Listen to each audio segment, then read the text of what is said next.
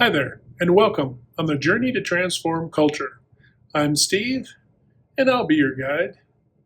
Well, folks, today I wanted to talk a little bit, kind of a reach back to the topic of forming, storming, norming, and performing, and talk a little bit about this not only as it relates to the team, because remember we talked about how the team can go through these stages.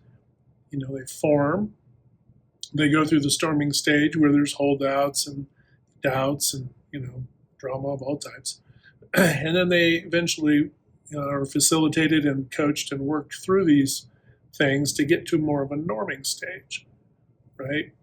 And we talked about how people can get stuck bouncing between the norming and even performing, but the norming stage and the storming stage, and and not only that, they get stuck even worse between the forming and the storming stage. The that's the far worst thing. Because what happens is if your retention is not stellar, you are constantly going through the forming stage. Remember, it doesn't matter if you had one new person or take one person away for your entire organization. I don't care how far you're spread out throughout how many sites you have, how big you are. Add one or take one away, and your entire organization very subtly feels a ripple effect. And it's a little bit like what you hear of the butterfly effect. That whole idea that a butterfly flaps its wings on the other side of the world, and then on this side, a hurricane or tornado, right? Obviously, it's a little more figurative than it is probably literal, but who am I to say? It could be, right? But anyway, every time you add or subtract somebody, you go through the forming stage, which sends you back to the state of having to go through the storming stage. Again, this is part of that ripple effect that you feel throughout your entire organization. And then, of course, you can graduate to the norming. And then organizations that are pretty good at these things have sadly not fixed how their organization works and operates. So they've spent hundreds of thousands or millions to come up with systems to put the new person through a system, never really addressing the people who are already in the organization where a majority of the storming is coming from to begin with. And so it's that assumptive, well, they go through this and, the indoctrination training, all this stuff, and then they should be good to go. And I'm not poo-pooing those things are vital. But when you ignore the rest of the organization, then things fester.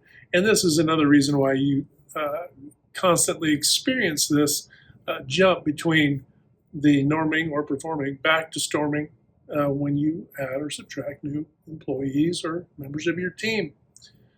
Okay, that's from a team perspective. Now, let's synthesize that down to the individual level. As a leader, how do you know if somebody is in a forming, storming, norming, or performing stage? And I leave adjourning because that's usually kind of a closeout. It's more project oriented, and it's fine. But we're assuming this organization wants to continue on for quite a long time. How do you know an individual is at any one of these levels? Well, forming, right? If they're new, they're clearly forming, right? They're in the forming stage. All your new people, 1 to 3 years, are most susceptible to being in that forming stage. They're going to be usually the ones that are going to fall back a little bit. They're going to slip back at times, and maybe into old habits and that sort of thing. They may be the ones that were a little high on the infraction list of violation of policies, processes, procedures, that sort of thing. That one, 0 to 3 years, we'll call it. Then, as you progress past that, that's where things are going to be a little bit more insidious. That's going to be more. You're going to see more. That's where passive aggressive comes in. That's where you're going to see managing from the middle, which is kind of tied in with passive aggressiveness. You're going to start to see the more complex things, right? So how do you know if an individual is in that forming stage? Probably 0 to 3 years, right? 0 to 3 years, roughly. Now, how do you know if they're in the storming stage? Again, probably 0 to 3 years, but not necessarily, right? Because this is just as I mentioned, there's no limit to people backsliding at any level of your organization. In the storming stage, often frustrated, often struggle to resolve issues independently with others one-on-one. You find that they get hung up, okay? They might get hung up and need help from others to complete their normal tasks and so forth.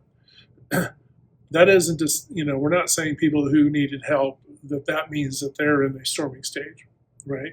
But we are saying that if there's kind of a pattern, if they have a pattern of giving work to others or sidestepping projects and sidestepping specific things that are given to them, they're avoidant when it comes to work, probably in that storming stage. And there are typically going to be underlying things that are driving it, right? So they may have, this is what you want to do. You want to be able to communicate. This is why open communications, as I talked about in past videos, is so important, because you need to be able to bring these folks in and say, hey, is everything okay? It seems like, whatever you're identifying, and get a read. There may be legitimate things going on, which is another reason why the storming stage can also happen. The storming stage doesn't just happen because there's changes in your organization. It also happens when there are changes in the lives of the people who are in your organization. So you can have somebody who works there for 10 plus years and they go through storming because they have critical things going on at home. Now, we're never going to poo-poo those things because we know that family in our life is important, the whole of it. But where we can teach and train and mentor people to be able to manage things, right, while they're doing the work, manage and keep things appropriately addressed, and to be better planners. There's things we can do on the work front that we can really help people, even personally, to be able to manage their work and to handle some of the things that they're going through. Sometimes we may even be able to be a good lifeboat and life raft to be able to help them through some of those things too, right? So never fail to be a good help or a good bridge or a good guide or a good, healer in that sense, I guess you could say, where your teammates are concerned or where some of the people on your team are. So just a quick touch on that. Then individually, norming. What do we see most out of norming? You're seeing people who have a high desire to do well at work, to want the team to do well, to want to serve the customers. They're pretty, they're on it. And they got an energy level and they're bringing it toward getting things done. They're people who get things done, people who are in the norming stage. And they're encouraging others, they're helping train others, they're helping to provide resources, they're answering questions for the new people, right? They're oftentimes the ones who are going to help you, if you're the leader, with the people in that 0 to 3 year range, right? When they get stuck or if they get, stuck in the storming aspect individually, on the individual level, they're the ones that are going to help you help that out. And then when you get to the performing stage, this is when you're really moving along, right? But from an individual standpoint, the performing stage, this is going to be probably your top 20 on your 20% right now in your organization doing. They could be anyone, they're not going to be your top 20%, your leadership 20 or your new people 20 or your this 20 or that 20. It's going to be 20%, and they're going to be scattered about in different roles and responsibilities throughout your organization. They aren't going to be one group, like, oh, it's just the engineers, oh, it's just the sales, it's just, it's not, that's not how it's going to work. It is going to be the top performers. And I don't mean necessarily the ones who are looking for credit. I'm talking about the ones who are actually getting in there and getting things done and kind of bringing the team across the finish line in critical phases of operation and delivery for the deliverables, right? So that's where the performing part is.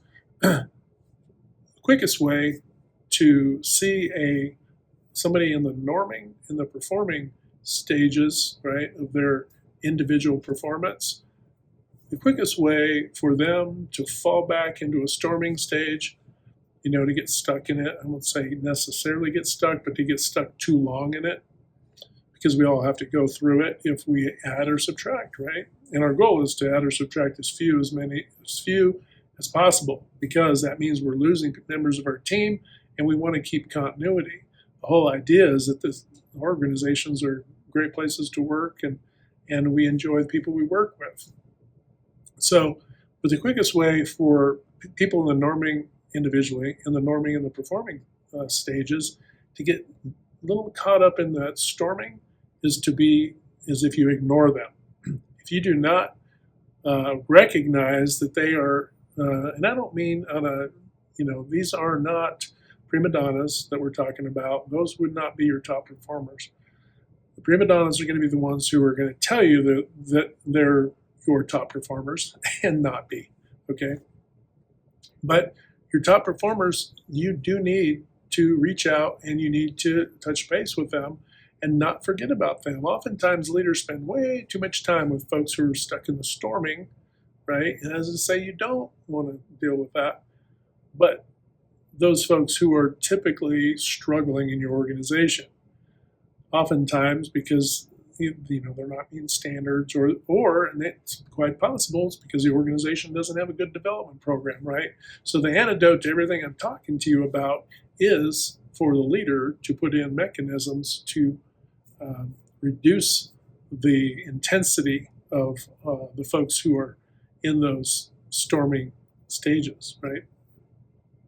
But if you ignore those people who are your top performers and even your consistent performers, then you're doing a disservice to your organization.